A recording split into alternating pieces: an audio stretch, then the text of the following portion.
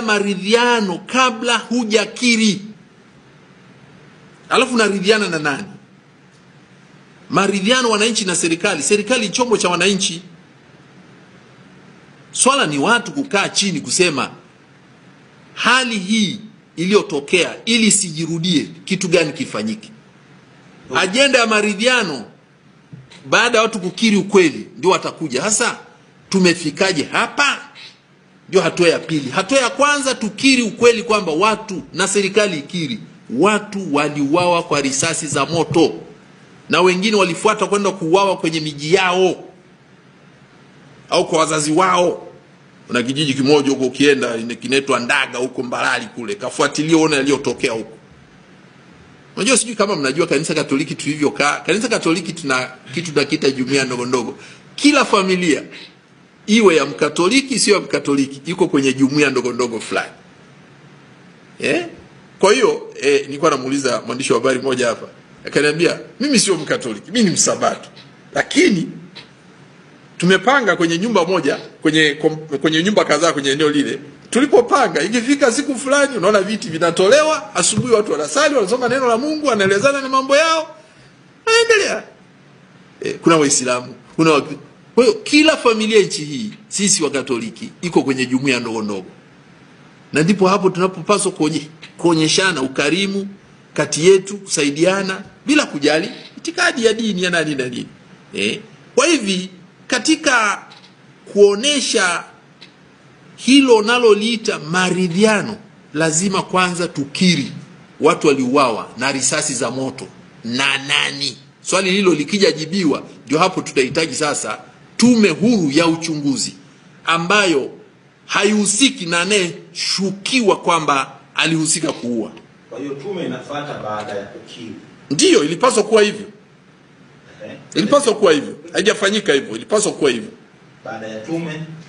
Baada ya tume tunafuata haya maoni, lakini we tume huru, maaskofu wetu wameeleza tume inapaswa kuundwaje. Na wamesema tume hii ihusishe asasi mbalimbali za kiraia, kwa sababu walioandamana na kuuawa sio kundi la watu wa aina fulani, sio wanachama wa chama fulani. Wameuawa vijana wa vyama vingi mbalimbali, wameuawa ambao hawana vyama. Mbaya zaidi, waliouawa wengi ni vijana. Waliouawa wengi ni vijana. Hilo mlikumbuke. Waliouawa wengi ni vijana. Tusipokiri hicho, tutakuwa tunawakosea sana vijana wa nchi hii. Lazima kukiri hicho. Baada kukiri, tumefikaje hapa?